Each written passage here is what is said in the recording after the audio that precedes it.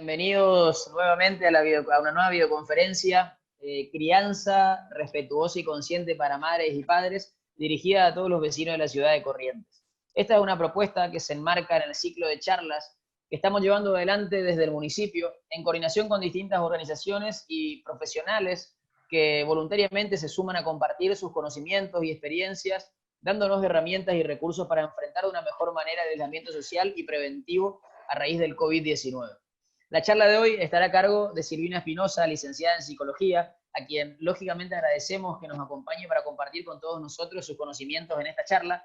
Y antes de iniciar y darle la palabra a Silvina, quería comentarles que en este momento estamos saliendo desde la plataforma Zoom, ¿sí?, en vivo para todos los vecinos de la ciudad de Corrientes, en el canal del Facebook del municipio. Así que cualquier consulta o pregunta o duda que tenga, pueden escribir ahí abajo del video que están viendo las consultas y pueden dejarnos ahí. Entonces Silvina, cuando termine su disertación, cuando termine su ponencia, puede contarnos y puede respondernos algunas de las cosas que van surgiendo en relación a la temática, ¿no es cierto? Que hoy, como les decía, vamos a estar hablando sobre crianza respetuosa y consciente para madres y padres. Silvina, buenas noches, ¿cómo estás?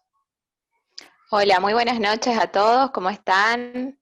Acá listos de nuevo Estamos de nuevo.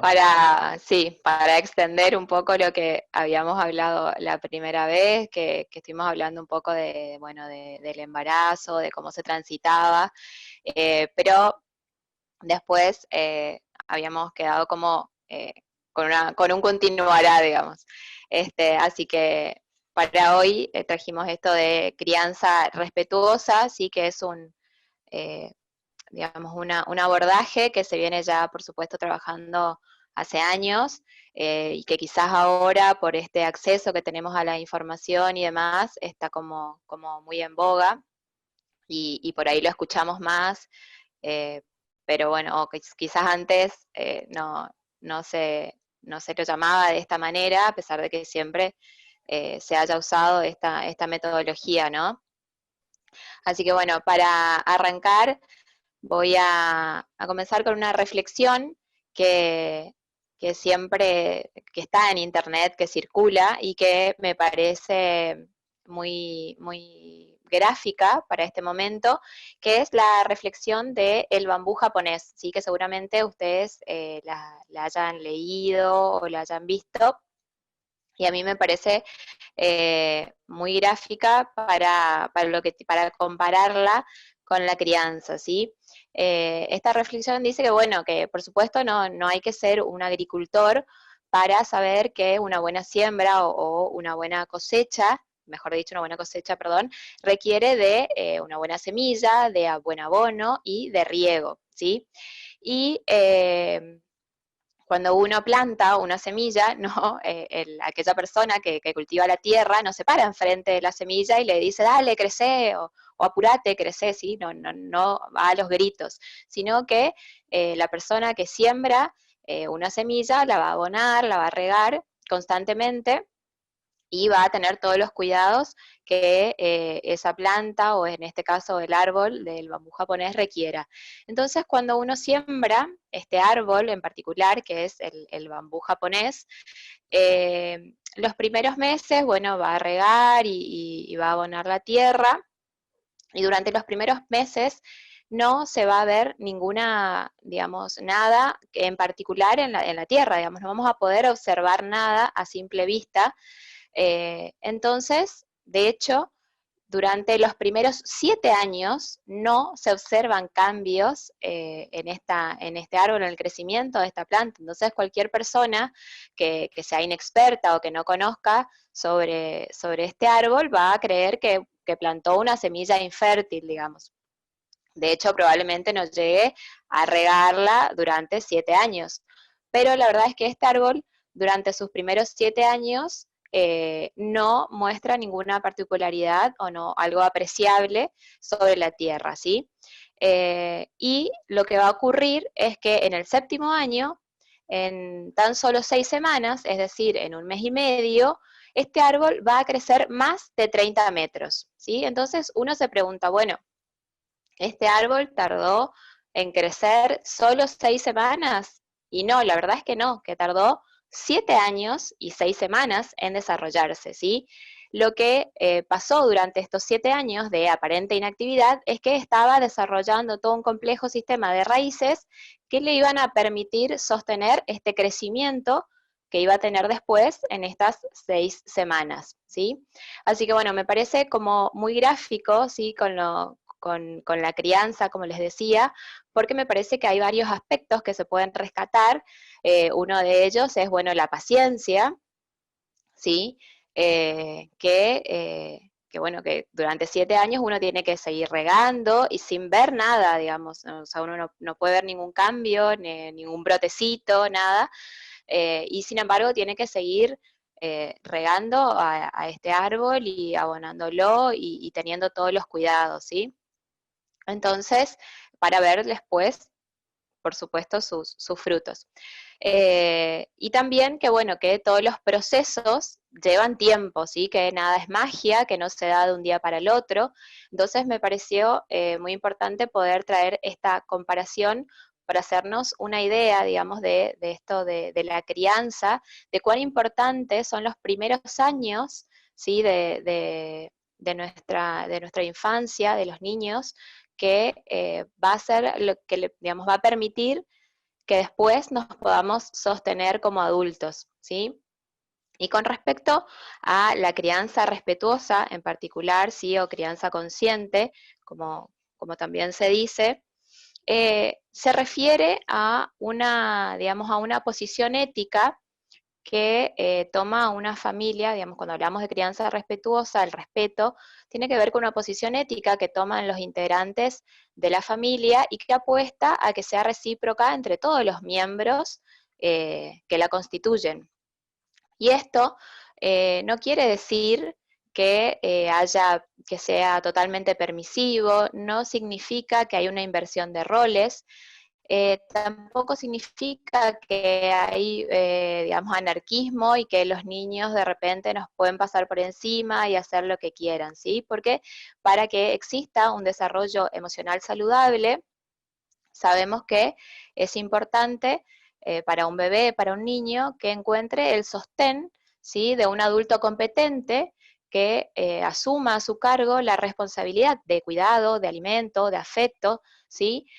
Para proveerle a este niño todas estas cosas necesarias, sobre todo por el estado de prematurez y de dependencia, ¿sí? Que tiene el ser humano cuando nace, ¿sí? Entonces es importante que, digamos, en esta visión, saber que desde esta visión o desde este paradigma se mantiene la idea de las funciones de las figuras parentales como necesarias, ¿sí? Que no hay una inversión de roles, donde alguien está por encima de otro, ¿sí? Sino que lo que se busca enfatizar, sí, o hacer hincapié, es que el bebé o el niño es un sujeto de derecho también, ¿sí?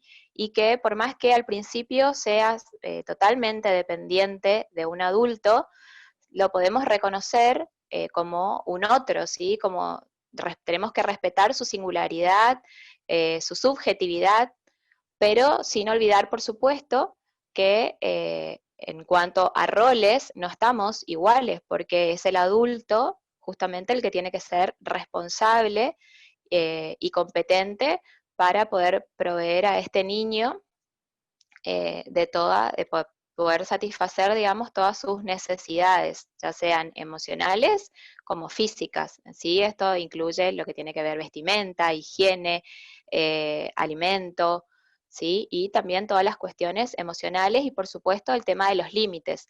Entonces, a veces se confunde como que crianza respetuosa es sinónimo de, por ejemplo, de colecho o de falta de límites, o también, no sé, que la crianza respetuosa es sinónimo de amamantar más allá de los 2 años, o de hacer porteo, y esto no es así, ¿sí? Puede ser que una familia elija hacer colecho porque se informó y porque cree que se adapta mejor a sus necesidades, y puede haber otra familia que elija que el bebé o que el niño duerma en su cuna o en su pieza, y pueden ser también padres muy responsivos, es decir, lo importante no es dónde duerma el niño, sino que estos adultos sepan realmente responder a sus necesidades cuando el niño demande, ¿sí? Que estén atentos a sus necesidades y a poder conectar con el niño para poder identificar qué es lo que necesita, qué es lo que me está pidiendo, porque por supuesto que al principio la forma que tiene el niño de comunicarse es llorando a través del llanto. Entonces, a partir de observar, de estar, de crear un vínculo con este niño, yo voy a poder aprender a leer e identificar sus necesidades, ¿sí? Entonces, lo mismo con esto de amamantar, por ejemplo, que todos los organismos internacionales, por supuesto, recomiendan la lactancia materna exclusiva hasta los 6 meses y a partir de este tiempo la introducción de alimentos seguros y saludables, hasta, bueno, como mínimo dice, hasta los 2 años o más la lactancia materna, ¿sí? Y en este o más ya va a ser una cuestión de la díada, del mamá y el bebé, de la decisión que tomen de seguir amamantando o no, y no por eso uno va a ser más o menos respetuoso porque elija seguir amamantando más allá de los 2 años o porque decida no hacerlo, siempre y cuando, por supuesto, repito, uno esté preparado, esté informado y la decisión que elija y que tome esté en función a determinados criterios que yo determino, digamos, que son los más saludables para mi bebé, para este niño y para nosotros como familia, ¿sí? Entonces, no son sinónimo de esta, crianza respetuosa no es sinónimo de estas cuestiones, es decir, no es una receta o no hay como un checklist que yo tengo que rellenar y completar y decir, ah, bueno, esto es la crianza respetuosa, es así, así, así. No hay una receta que sea igual para todos, sino que simplemente lo que se busca es esto, una posición ética desde la que yo decido, digamos, y elijo, porque todos los miembros de la familia somos personas, y entonces a partir de ahí, digamos, sé y entiendo que todos tenemos el mismo derecho, pero que también cada uno va a tener su rol y su papel en estos vínculos y en esta familia, ¿sí? Entonces, cuando hablamos por ahí, se habla de crianza respetuosa, me parece que debería ser una redundancia o una obviedad, porque debería estar dado por hecho que la crianza tiene y debe, digamos, debe ser respetuosa, pero bueno, lamentablemente no es así, y muchos padres, madres y también muchos profesionales de la salud y de la educación, digamos, necesitan que se les explicite esta parte, digamos, de crianza, que la crianza debe ser respetuosa, de que los niños son sujetos de derecho y que tenemos que poder empatizar con ellos. Es decir, muchas veces no vamos a poder, digamos, hacer todo lo que nos piden o darles todo lo que ellos quieran, por supuesto que no, pero sí podemos validar sus emociones, y esto de validar sus emociones va a incluir a las emociones agradables y a las desagradables, podemos empatizar con ellos, ¿sí? Ponernos un poco más en su lugar y desde ahí guiarlos, orientarlos, y esto sí significa, digamos, tratarlos con respeto. No, nosotros se habla desde una equidad desde ese lugar, de que no estamos por encima de ellos con respecto a los derechos que tenemos como personas. Entonces los niños tienen derecho a ser criados y educados con el mismo respeto que los adultos se expresan entre sí. Y bueno, con respecto a esto hay una frase por ahí muy común que los padres nos dicen, que hemos escuchado nosotros, y que es que nadie nos enseña a ser padres. Y bueno, me parece que esto no es así, que sí nos enseñaron, ¿sí? Que nuestros padres, con cada respuesta, con cada mirada, con cada interacción que tuvieron con nosotros cuando éramos niños, nos dieron las herramientas o nos hicieron ser, digamos, quienes nosotros somos hoy y todo lo que tenemos para ofrecerles y darles a nuestros hijos, ¿sí? Entonces, Inés Di Bartolo, que también es psicóloga, propone o nos dice que es como una cajita, ¿sí? Podemos imaginarnos que tenemos una cajita en la que nuestros padres fueron, o nuestros cuidadores, es decir, aquellos que nos criaron, fueron depositando en esta cajita, digamos, cada vez que nosotros teníamos determinados comportamientos o conductas, ellos aplicaban, digamos, una forma de disciplinarnos.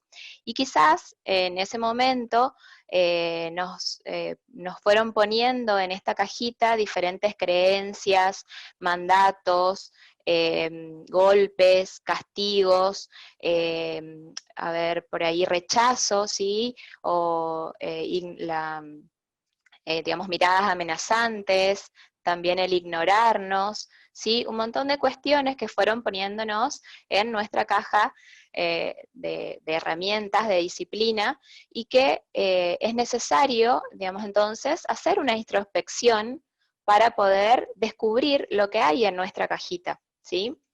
Y entonces, ahí, digamos, cuando podamos descubrir y hacer consciente todo esto, perdón, podamos hacer consciente todo esto que tenemos, identificar lo que tenemos en nuestra caja, vamos a darnos cuenta de qué cosas fueron maltratantes. Pero por supuesto que esto no es una tarea fácil, porque nosotros nos cuesta o no queremos adjudicar a nuestros padres, a nuestra madre, decir que nos maltrataron, porque por supuesto que también nos dieron momentos maravillosos. Entonces nos da culpa decir que mi mamá o mi papá me maltrató, cuando en realidad me dio su vida, me dieron momentos maravillosos, me dieron todo lo que tenían, ¿sí? Y por supuesto que fue así, digamos, porque ellos también hicieron lo que pudieron con lo que tenían, porque también tenemos que recordar que ellos también tenían su cajita de herramientas. Y esto no significa, por supuesto, echarles la culpa de algo, sino simplemente es poder trabajar con nuestras cosas, con nuestra cajita de herramientas hoy, para poder identificar todas esas cosas que fueron maltratantes. Entonces, por supuesto que yo voy a decir, mis papás me dieron lo mejor, fueron amorosos y me dieron 10, 100 millones, están como muy normalizadas o internalizadas, por ejemplo, el no llores porque es de débiles, porque es de tonto, los hombres no lloran, o no podés levantarte de la mesa hasta que no te termine todo lo que tenés en el plato, ¿sí? Todas estas cuestiones que tenemos internalizadas y normalizadas, pero que si las podemos hacer conscientes y analizarlas, nos vamos a dar cuenta de que fueron maltratantes. Entonces yo hoy puedo decir, estas cosas me hicieron daño, no me sirven y no me están ayudando a que yo pueda criar, ¿sí? Y conectar con mi hijo de una manera respetuosa. Entonces no voy a echarle la culpa a nadie, sino simplemente lo que voy a hacer es analizar esto que tengo y voy a ir eliminando y sacando de mi cajita los golpes, los gritos, los castigos, las amenazas, ¿sí? Yo voy a ir sacando todo esto y lo que voy a tener que hacer es desaprender, ¿sí? Entonces, cuando yo tenga una situación con mi hijo, ¿sí? A resolver, lo que voy a hacer es ir a buscar a mi caja de herramientas. Y probablemente, si ya fui desaprendiendo todo, no voy a poder responder, digamos. Yo sé que ahora ya no están los gritos, ya no puedo responder con golpes, con amenazas, ni mucho menos. Entonces, lo que, eh, lo que va a pasar es que yo voy a tener que ser mucho más creativa, ¿sí? Para resolver esta situación, ¿sí? Entonces, ahora lo que voy a tener que hacer es aprender cosas nuevas, ¿sí? ¿Y de qué manera voy a aprender? Informándome, leyendo, pero también una manera es poniéndome en el lugar de, de niña, ¿sí? Es decir, saber o pensar cómo me hubiera gustado a mí que me respondan o que me traten en ese momento, ¿sí? Cómo me hubiera gustado que mis padres actúen en ese momento. Y eso me va a dar las pautas para que yo vaya aprendiendo nuevas estrategias, ¿sí? Entonces voy a ir poniendo en mi cajita el diálogo, la palabra, la confianza, tiempo de calidad, más abrazos, más demostración de afecto, ¿sí? mucho más cariño, ¿sí? Palabras amables, y todo esto me va a permitir dar nuevas respuestas a la relación que yo tenga con mi hijo. Entonces, sí es cierto que no nacimos sabiendo ser padres, no, eso sí no lo tenemos innato, pero sí ya alguien, que son nuestros padres, nos dieron ciertas herramientas. Bueno, tendremos que analizar cuáles de esas herramientas nos sirven o no nos están ayudando hoy y hacen que nosotros reaccionemos de cierta manera con los demás y con nuestros hijos que no son las mejores, ¿sí? Entonces tendremos que analizar para poder desaprender todas esas cuestiones y poder aprender nuevas formas, ¿sí? Y esto va a requerir de creatividad y de, por supuesto, esto que les digo, informarnos, de ponernos en el lugar de niños, porque si bien nosotros ya estamos más grandes, tenemos más canas, arrugas, más años, nuestro niño interior siempre nos va a acompañar. Entonces, por supuesto que nuestro cerebro en su momento eligió quedarse con lo bueno, ¿sí? Porque para nosotros, nuestros padres fueron nuestros héroes, nuestros referentes, y nos dieron lo mejor que tenían. Entonces, nuestro cerebro necesitaba avanzar para crecer, obviamente. Entonces, eligió quedarse con todo lo bueno. Pero también todo lo bueno y lo malo que vivimos durante nuestra infancia se queda impregnado en nosotros y nos va a acompañar para toda la vida. Entonces, uno realmente se da cuenta cuán dañado o cuánto daño le han hecho a su niño interior cuando está frente a sus hijos, ¿sí? Y se encuentra con situaciones que no puede tolerar, ¿sí? O que no puede controlar, cuando hay situaciones en las que no encuentra la calma, en las que no encuentra las respuestas adecuadas, ¿sí? Que tengo reacciones exageradas, violentas. Entonces, lo bueno sí es que el ser humano tiene la capacidad, por supuesto, de reinventarse todo el tiempo y que todas estas cuestiones las podemos aprender, ¿sí? Otro por ahí término que se suele confundir, ¿sí? Cuando hablamos de crianza respetuosa, tiene que ver con los castigos, ¿sí? Y preguntan, bueno, si es posible realmente educar sin castigos. Y sí, la verdad es que sí es posible y es necesario educar sin castigos, porque de hecho los castigos no educan, sino que adiestran, ¿sí? Y por ahí también, digamos, van a tener, por supuesto, efectos negativos en el comportamiento de nuestros niños al corto y al largo plazo. Y los castigos podemos decir que existen porque hay una errada creencia en que para que los niños se porten bien hay que hacerlos sentir mal. Entonces, un castigo es una penalización arbitraria que los padres ponen a sus hijos, ¿sí? Eh, y esto no tiene que ver con educar, ¿sí? Y muchas veces la severidad, el grado de severidad de los castigos tiene que ver con el estado de ánimo con el que se haya levantado el padre, básicamente, ¿sí? Si se levantó de mejor o peor humor, el castigo va a ser más o menos severo. Y también la mayoría de las veces los castigos no tienen absolutamente nada que ver con la conducta que se busca corregir, ¿sí? Entonces, en disciplina positiva, lo que se sugiere como alternativa a los castigos son las consecuencias, ¿sí? Em, las consecuencias tienen tienen que ver con ser dos tipos, hay dos tipos de consecuencias, las naturales y las consecuencias lógicas, ¿sí? Eh, y bueno, quería darle antes, perdón, me olvidé de darles un ejemplo de esto de los castigos, ¿sí? Que tienen que ver eh, con cuestiones o que muchas veces no tienen que ver con esto, con la conducta que quiero corregir. Entonces, por ejemplo, si mi hijo hoy no quiso juntar los juguetes, yo como no estaba de buen humor, no tenía ganas de salir y me enojé y tenía rabia para con él, entonces no lo llevo a tomar el helado que le había prometido hace una semana atrás. O si, por ejemplo, se peleó con su hermano, le voy a quitar algo que a él le guste mucho, le voy a quitar la Play y no lo va a poder usar durante una semana. Entonces, uno dirá, ¿qué tiene que ver tomarse un helado con no juntar los juguetes? ¿O qué tiene que ver jugar a la Play con pelearse con el hermano? Nada, absolutamente nada que ver, ¿sí? Entonces, por eso es que los castigos no educan, ¿sí?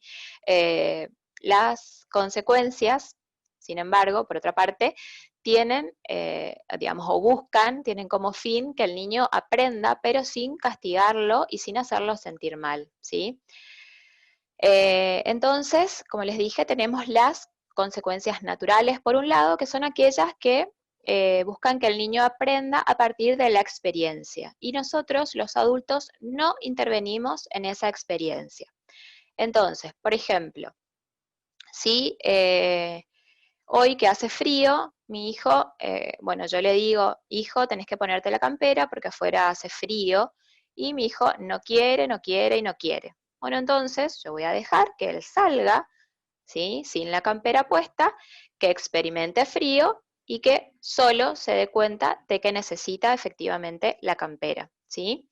O, por ejemplo, si el niño no quiere comer, la consecuencia natural es que tenga hambre, ¿sí? Entonces voy a dejar que experimente el hambre y que pida la comida que en un principio rechazó. Y estas cosas así por el estilo son consecuencias naturales. Pero por supuesto que hay excepciones, porque no siempre puedo dejar que ocurran estas consecuencias naturales.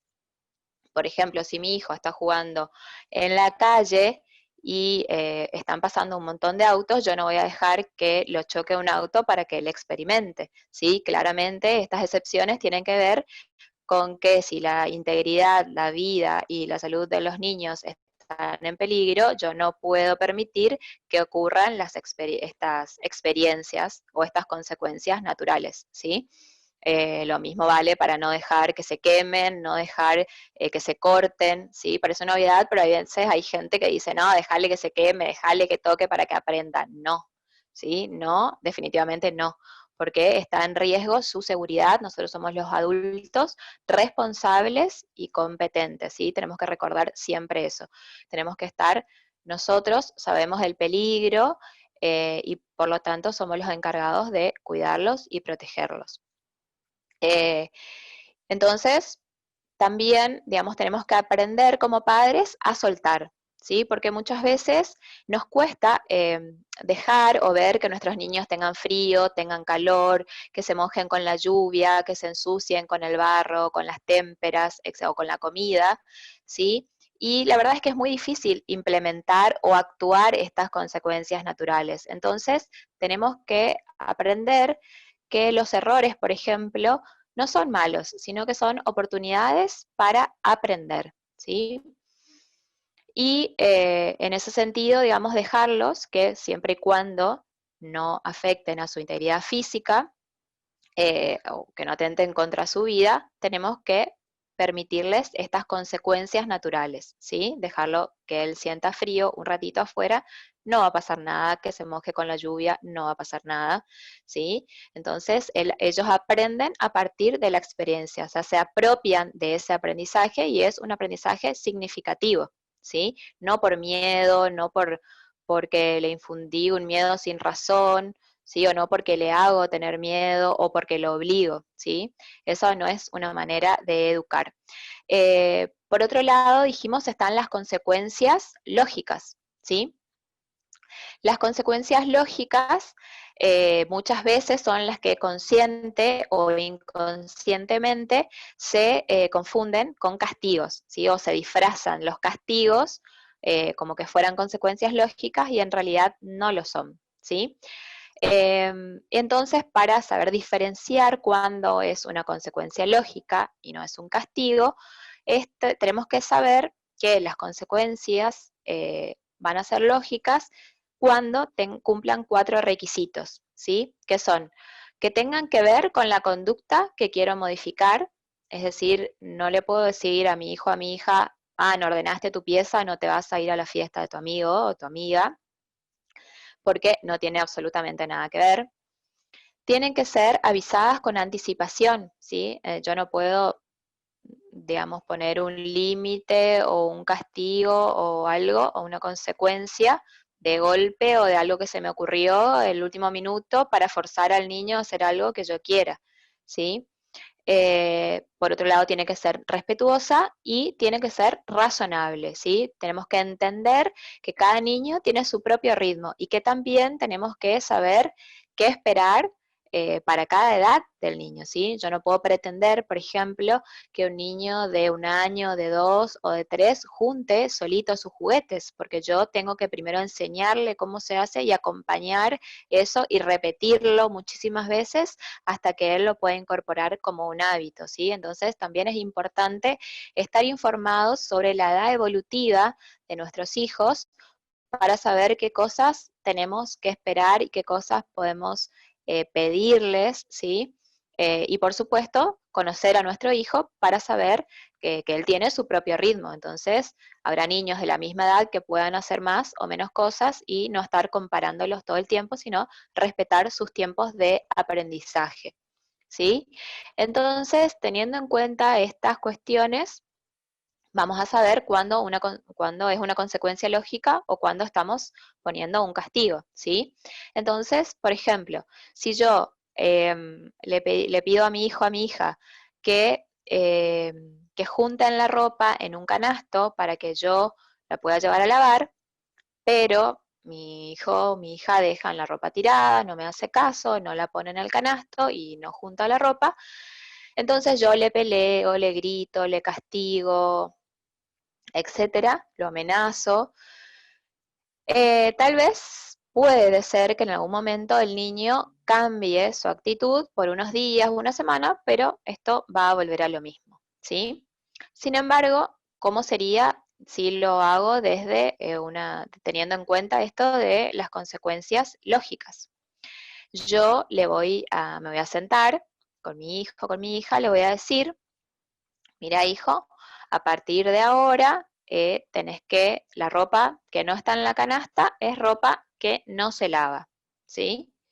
Entonces yo no la voy a juntar y no la voy a poner en el canasto si no está ahí, y entonces no se va a lavar. Va a llegar un momento en el que no vas a tener ropa limpia para ponerte, así que vos decidís, ¿sí? Supongamos que el niño sigue sin juntar la ropa en el canasto y sigue dejando tirada la ropa y no poniéndola en el canasto. Entonces, yo lo que tengo que hacer es, por supuesto, cumplir eso que dije. Yo no se la voy a lavar, ¿sí? Yo no voy a lavar la ropa y no la voy a juntar, ¿sí? Entonces, por supuesto, va a llegar un momento en que el niño o la niña no va a tener más ropa limpia para ponerse y me van a decir, mamá, papá, no tengo más ropa limpia para ponerme. Entonces nosotros le vamos a responder, bueno, yo ya te había avisado que esto iba a suceder, ¿sí? Entonces, ¿hubo anticipación? Sí, porque le avisamos lo que iba a suceder. ¿Tiene que ver está relacionado, digamos, con la conducta que queríamos modificar? Sí. ¿Es respetuosa? Sí, porque no atenta contra su integridad, ni mucho menos. ¿Y es razonable? Sí, también, porque lo pueden hacer. Es algo, digamos, un niño más o menos, ya grandecito, no tan pequeño, puede juntar su ropa y ponerla en un canasto sin ningún problema, ¿sí? Así que de esta manera es, digamos, una forma de darnos cuenta que podemos poner una consecuencia lógica, ¿sí? Es decir, que podemos criar sin castigos, ¿sí? Podemos educar o podemos ver que hay otras alternativas, que hay formas de criar de manera respetuosa, siendo firmes y amorosos, ¿sí? Firmes y amables al mismo tiempo, ¿sí? Y tenemos que entender también que estos cambios o los resultados que se ven, estas formas son mucho más efectivas que los castigos y además que nos permiten estar más en armonía que, que estar todo el día gritando o amenazando o dando premios y castigos, ¿sí? También otra cuestión que por ahí se confunde o que que se cree con la crianza respetuosa, que no se le puede decir que no a los niños, ¿sí? Y esto no es así, porque ya dijimos que los límites son necesarios, ¿sí? Que por supuesto, es más, son una forma de protección. No poner límites a un niño sería hasta negligente, ¿sí? Porque lo estamos desprotegiendo, porque los límites le marcan un montón de cosas, le enseñan, lo contienen, lo ordenan, ¿sí? Entonces es muy importante la presencia de límites. Lo que sucede a veces con esto del no es que hay muchos padres que consideran que en el no está centrada toda su autoridad. Entonces se niegan a darle explicaciones a los niños sobre las decisiones que han tomado, ¿sí? Eh, y lo que sucede en estos casos es que, bueno, escuchamos frases como, por ejemplo, eh, no, ya te dije que no, porque yo soy tu mamá y yo lo digo y punto, y se terminó. O vos no entendés que es no, no y no, ¿cuántas veces te lo tengo que repetir? Es no y punto. O bien cuando son más grandecitos los niños o los chicos más adolescentes, una frase muy común es mientras vos vivas en esta casa se hace lo que yo diga. ¿Sí? Todas esas frases que abunda el no, no, no, porque a mí se me ocurrió y punto, no tienen que ver con la autoridad, son autoritarismo, ¿sí? Así, no tienen nada que ver con la autoridad, es puro y claro autoritarismo. Es por esto que muchos padres se quieren alejar de esta corriente y se pasan ya hacia el otro lado, ¿sí? Se pasan al otro extremo eh, de tener miedo de decirles que no a los niños y por eso son muy permisivos y hay ausencia de límites, ¿sí? No saben ponerle límites. Entonces, esto tampoco es saludable, por supuesto, ni respetuoso. Entonces, ¿cómo logro un equilibrio? Bueno, primero entendiendo que un no también puede venir, digamos, desde el amor. O sea, que yo puedo decirle que no a mi hijo siendo firme y amable a la vez, ¿sí? Al mismo tiempo. Y que los límites o que un no pueden venir desde el amor porque yo tengo la necesidad como adulto de darle lo mejor a mis hijos y eso muchas veces significa que yo tenga que decirles que no, ¿sí? Pero también ocurre que muchas veces esos no vienen de parte del capricho de los adultos o de la necesidad de satisfacer sus propias necesidades, ¿sí? De esta necesidad de sentirse como poderosos o fuertes, o porque cada vez que los hijos nos cuestionan algo o nos preguntan, aparecen todos estos fantasmas de nuestra crianza posiblemente, que hacen que nos sintamos atacados o que nuestra autoridad está en juego o en riesgo. Y la verdad es que, digamos, el cuestionar o el preguntar es propio del proceso de aprendizaje de los niños, ¿sí? Entonces, tenemos que ver también, digamos, cuántas veces de las que le decimos que no eran realmente necesarias y poder reservarnos esta palabra que es tan poderosa, este no, para cuando realmente la situación lo amerite. ¿Y cuándo vamos a saber si un no vale la pena o no? Cuando tengamos los argumentos justamente para explicarlo, ¿sí? Cuando yo le digo que no y alguien me pregunta ¿y por qué no? O por qué sí, y yo no tengo más que decirle porque yo digo, claramente ese no probablemente venga desde un capricho o una necesidad del adulto y no realmente de una necesidad de marcar un límite, ¿sí? Y además tenemos que saber que los niños van a ir creciendo y que todo el tiempo nos van a estar cuestionando. Entonces tenemos que saber que ellos como hijos tienen el derecho legítimo de preguntar, ¿sí? ¿Por qué tienen o no que hacer determinada cosa que se les pide que hagan, ¿sí? Porque es su derecho como hijos saber, conocer y aprender, ¿sí? Entonces no está mal que ellos nos pregunten o que nos cuestionen, porque también cuestionándonos nos pueden hacer ver otras formas, ¿sí? O ver de otra manera aquello que habíamos dicho o habíamos planteado. Entonces, eso no significa que nos saquen autoridad o que nosotros estemos perdiendo autoridad frente a ellos. Al contrario, les da seguridad, les da confianza y saben que nosotros, digamos, los no o los límites tienen un fundamento y que nosotros tenemos en claro, digamos, que somos padres criteriosos, que no dijimos un no de forma alocada o a la ligera porque se me ocurrió, ¿sí? Y esto es muy saludable también porque hace que los niños vayan formando criterio, que vayan formando carácter, que cuando sean adultos no simplemente reciban todo lo que se les dice y lo tomen así como viene, sino que puedan poner también en tela de juicio todo lo que se les dice o lo que se les informa. Entonces, poder, digamos, hacerlo o enseñarles a hacer esto es muy importante también. Lo que sí tenemos que saber que en qué momento darles la justificación o la explicación de un límite, ¿sí? Si, por ejemplo, yo veo que un niño está por cruzar como loco la calle, yo no le voy a decir, no, hijo, mi amor, no cruces la calle porque te puede chocar un auto. Para ese momento, probablemente ya lo haya chocado, ¿sí? En ese momento lo que uno haría es decirle no, y sacarlo y correrlo del lugar de peligro. Y una vez que hayan cruzado la calle y que uno esté más calmado, ahí le voy a decir, mi amor, hijo, no podés cruzar la calle sin estar tomado de mi mano porque es peligroso, porque te puede pasar esto y esto y esto. ¿Sí? En pocas palabras, tampoco hay que darle sermones eternos ni nada, sino poder en pocas palabras explicarlos para que ellos tengan unas respuestas y también puedan calmarse, ¿sí? Eh, Tenemos que los padres poder elegir nuestras batallas, ¿sí? ¿Y qué quiere decir esto?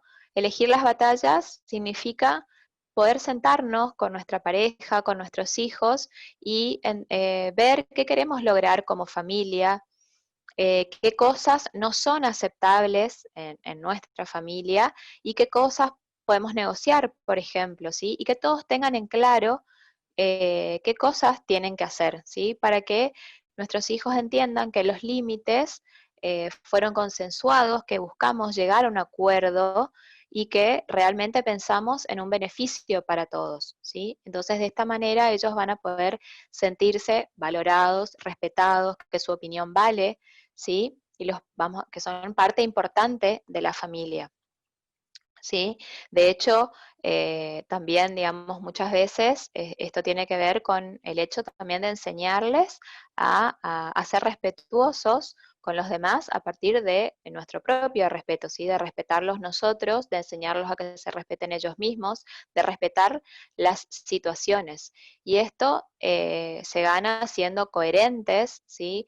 Cuando nosotros cumplimos con nuestra palabra, cuando hacemos lo que efectivamente le dijimos que íbamos a hacer, ¿sí? En todos estos momentos lo que estamos ganando es su seguridad, le estamos dando confianza, le estamos dando herramientas para que sean adultos que puedan tener vínculos sanos, ¿sí? Esto es muy importante.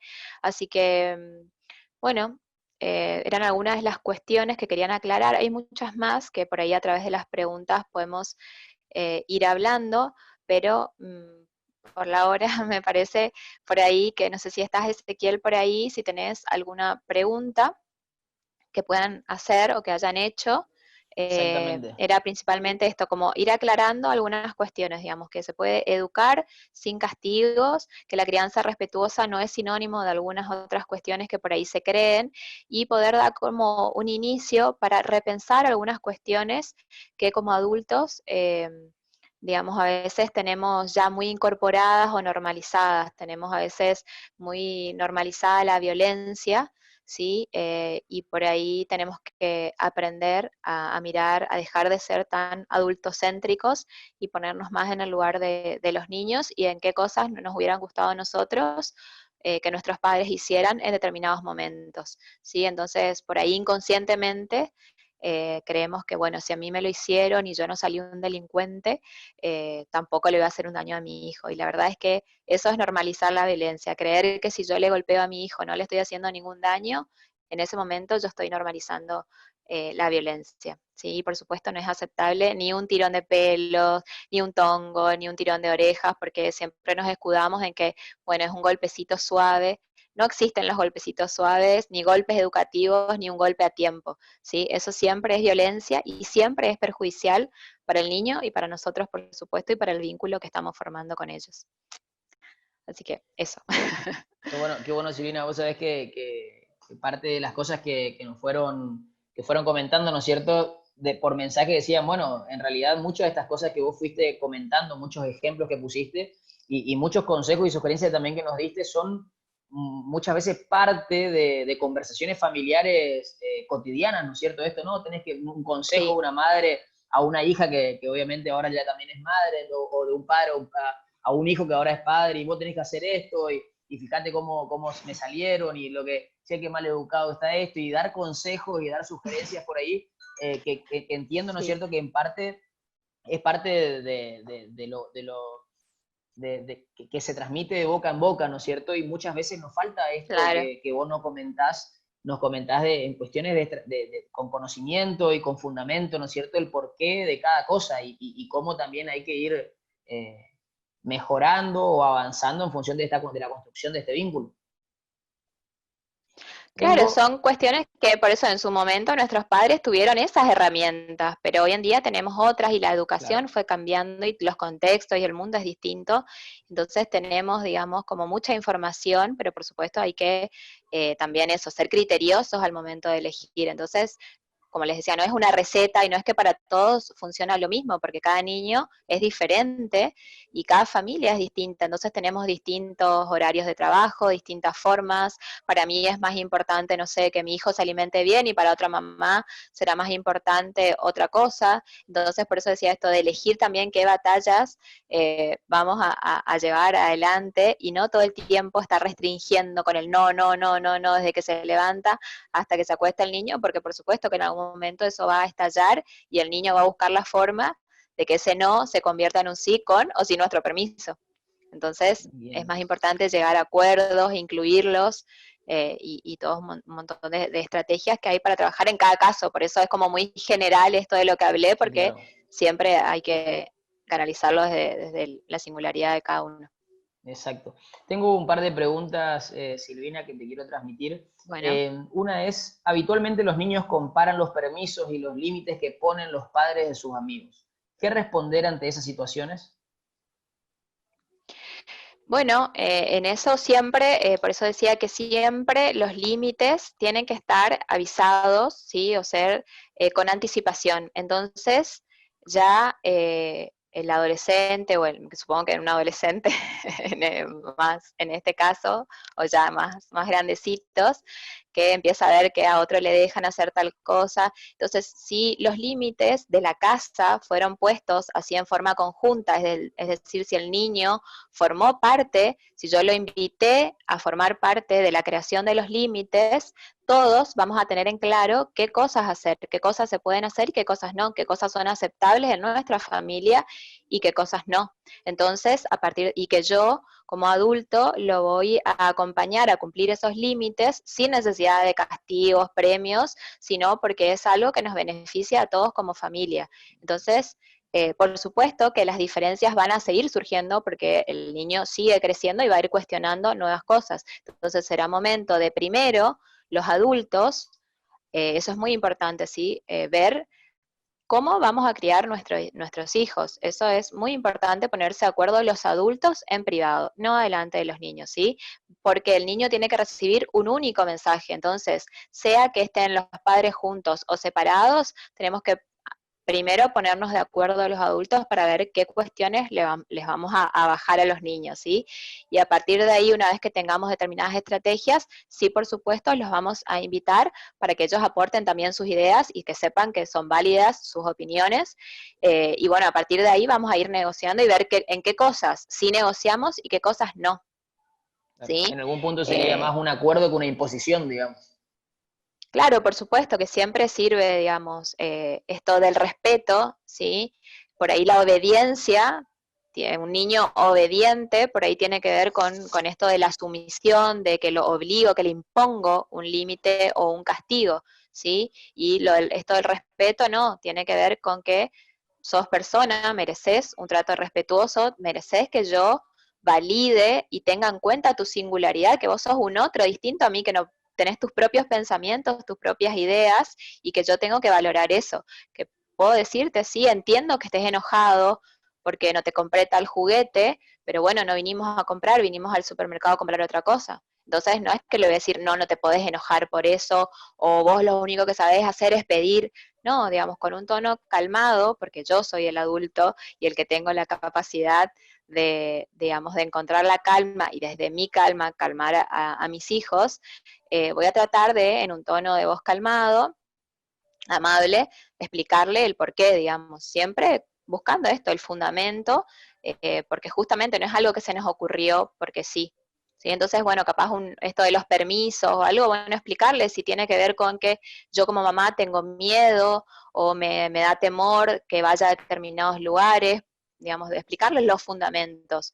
Y tal vez eso no significa que el niño lo acepte, digamos, de buen modo, tal vez se pueda enojar y eso es válido también. Lo que tenemos que hacer nosotros es alojar esas emociones, ¿sí? Lo que hablamos de respeto es cómo nosotros alojamos sus palabras. Si yo porque se enoja lo castigo, eso sí no tiene sentido, digamos.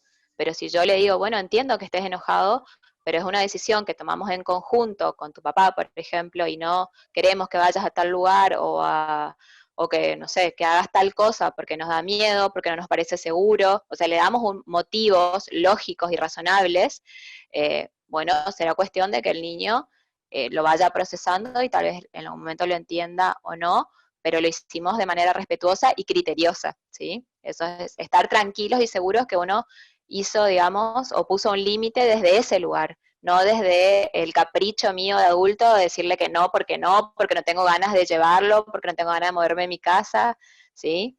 Entonces, Bien, creo que desde ese lugar el niño va a interpretar sí, que es desde el respeto y desde el amor que yo le estoy hablando. bien. Tengo la última pregunta. ¿Qué pasa cuando son los padres los que rompen la penitencia? En realidad la pregunta dice, ¿qué pasa cuando los padres rompemos la penitencia?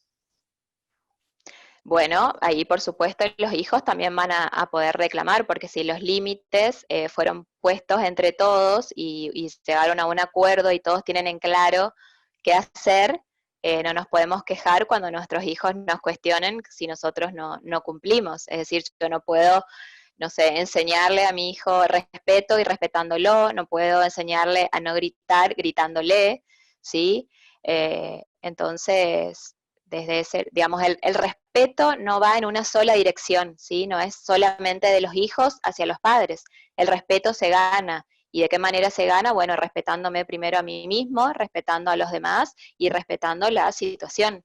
Entonces, si yo, digamos, también esto de qué manera le puedo enseñar a ser respetuoso, mostrándole que los errores, ¿sí? Que cometer errores no es malo, sino que son oportunidades para aprender y que incluso mamá y papá cuando se equivocan también son capaces de pedir perdón y que eso no me quita autoridad, ¿sí? Porque al contrario, demuestra que soy humano, porque si no, si yo soy perfecta y nunca me equivoco y siempre hago todo bien, le estoy demostrando que si mi hijo algún momento comete un error, es un fracaso, ¿sí?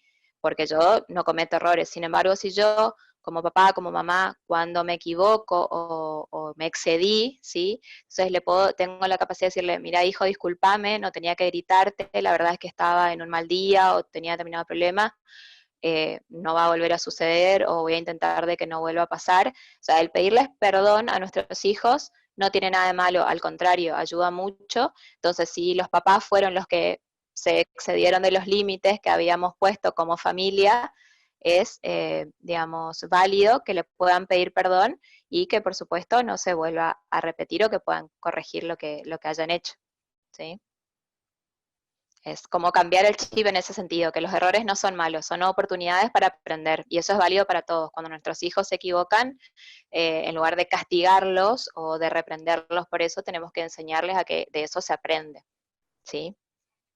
Bien, seguramente en muchas casas que te están escuchando, Silvina, es posible que esto sea nuevo, sí, es posible que hayan Sí. cosas que no es cierto que estamos escuchando por primera vez, incluso hay cosas que como siempre pasa en todas las charlas que venimos presenciando y con todos los profesionales que vienen y aportan su conocimiento, es esto de dejarnos pensar, ¿no es cierto? Como dejando, a ver, dejar pensando, ¿no es cierto?, a la gente en función de lo que viene haciendo, en función de cada cosa que nos pasa, en este caso, ¿no es cierto?, en la crianza, en este caso con nuestros hijos, o dirigido a Sí, padres y a madres, que definitivamente se enfrentan a una situación compleja, ¿no es cierto?, distinta, nueva, sí. que tiene que ver con toda esta pandemia, no solamente ser Sí, padres y también madres, ¿no para es los cierto?, sino, cuidadores, por ejemplo, ¿viste? ajá, Claro, pero ahí no solo mamá y papá, sino también las personas que quedan a cargo de nuestros hijos, porque nosotros le dejamos con total confianza de que bueno, que son personas justamente confiables y seguras para ellos. Entonces, también es importante poder comunicarles a nosotros como padres algunas cuestiones, o sea, qué cuestiones no negociamos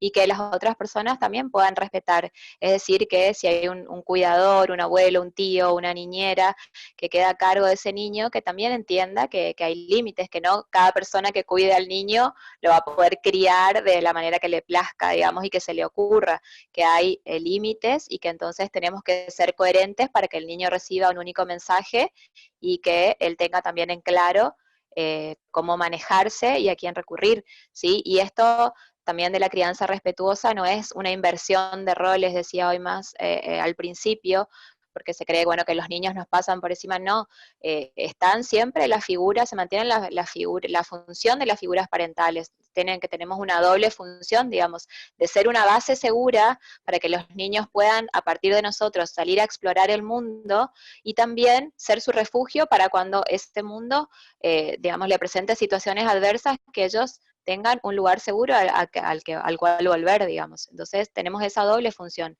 de soltarlos de alguna manera, pero dándole las bases primero, estas raíces, digamos que decía, que después les van a permitir sostener todo su crecimiento y su desarrollo, pero también seguir siendo un lugar seguro al que ellos puedan volver. Entonces, si de repente mamá, papá, que son las personas que le decimos todo el tiempo que los amamos, que no sé, son lo mejor que nos pasó en nuestra vida, pero de repente le pegamos, ¿sí? A nuestro hijo, entonces, si mamá y papá, que son las personas que más me aman en el mundo, me pegan, significa que pegar está bien, ¿sí? Entonces, eso también es muy riesgoso, ¿sí? Porque creo, y además porque los niños aman tanto, nos aman tanto, que jamás van a pensar que los padres son los que están cometiendo un error. Los niños siempre van a creer que ellos, hay algo mal con ellos, que ellos tienen la culpa, que, no sé, a veces en el consultorio me decían que los papás se peleaban por culpa de él. Entonces, digamos, por supuesto que seguramente no lo hacemos desde un mal lugar o con mala intención, pero muchas veces les ponemos discursos o le ponemos culpas que no les corresponden a los niños y que realmente los hacen sufrir mucho.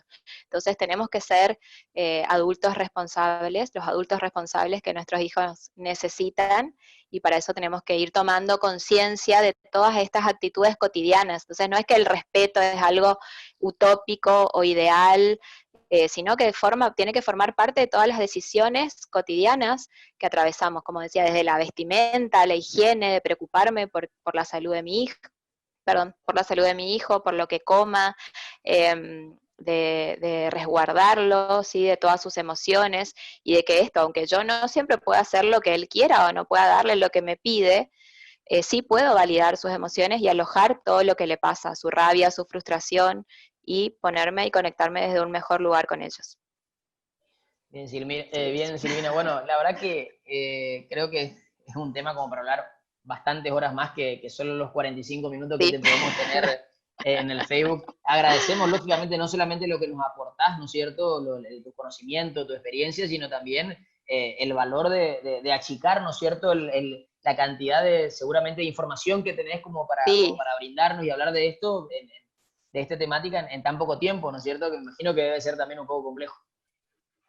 sí, es difícil, pero bueno, como decías vos, es como para que por lo menos haya una generalidad y se empiece a conocer y uno empiece a repensar algunas cuestiones o ponerlas en duda y decir, bueno, ¿cómo hago esto? ¿Cómo puedo mejorar esto otro? Como decía, los seres humanos tenemos la capacidad de reinventarnos todo el tiempo, de buscar cómo vamos a ser más creativos, eh, y entonces desde ese lugar poder darle lo mejor a nuestros hijos y también para nosotros, porque es mucho mejor y mucho más saludable y no, digamos, al ver los resultados y los cambios, realmente uno ve que son muchos más efectivos desde ese lugar del respeto, del amor, y que no tienen que ver los límites y demás, no tienen que ver con castigos y con un montón de cuestiones que traemos, sí, ya de nuestra crianza o de tiempos anteriores, digamos, que se criaba de esa manera. Hay que reaprender nuevas estrategias y que, digamos, que van a ser y van a tener sus frutos para estos niños que van a formar parte de una sociedad y que van a ser adultos en algún momento, y si queremos una mejor sociedad tenemos que prepararlos desde ahora, digamos. Bien, así será y Aportar seguramente nuestro granito de arena. después, bueno, yo creo que tu granito de arena está aportado, te agradecemos por esto, te Bueno, agradecemos por esto, por esta hora que te tuvimos. Bueno, no, ya la gracias segunda a hora en realidad ustedes. que te robamos No, no hay que problema. que contamos con vos, seguramente, porque la verdad que a medida que pasan los días, y esto es lo interesante que sucede en estas charlas o en estas videoconferencias, que a medida que pasan Sí, los días la gente se sigue conectando, ¿no es cierto? Porque queda en el Facebook cargada la charla, y está sí, bueno porque lo reproducen y comparten a personas o a vecinos que consideran que la charla les puede servir, y definitivamente esto se va moviendo bastante más, y se va seguramente a la replicando. gente se va replicando, claro, y a la gente cada vez que ve, ¿no es cierto? Y la gente nueva que lo ve por primera vez, seguramente le emergen dudas y preguntas nuevas, así que siempre tener una segunda oportunidad y una tercera oportunidad, no sé, lo dejo picando, Sí, no está mal. no hay problema. No hay problema, acá estamos a disposición. La verdad es que nada, es un tema que además me apasiona. eh, Así que nada, es aportar por ahí un poquito, aunque sea, a que seamos mejores como padres y que mejoremos la vida de nuestros niños. Así que bueno, muchísimas gracias a ustedes por el espacio, por el tiempo, y a toda la gente que estuvo del otro lado escuchando. También muchísimas gracias por quedarse ahí. Y cualquier Bien. duda a su disposición después, no hay problema. Súper, Silvina. Bueno, muchísimas gracias entonces en nombre de la Municipalidad de la Ciudad de Corrientes. Gracias. Gracias por tus conocimientos, gracias por acompañarnos, y la verdad que esperemos que haya una próxima, seguramente Bueno, habrá. vamos a Así que bueno, pensar. Vamos a pensar otro tema. vamos a pensar en otro tema. Así que bueno, hasta La la próxima continuidad. entonces. Un beso, Chao. gracias. Chau, chau.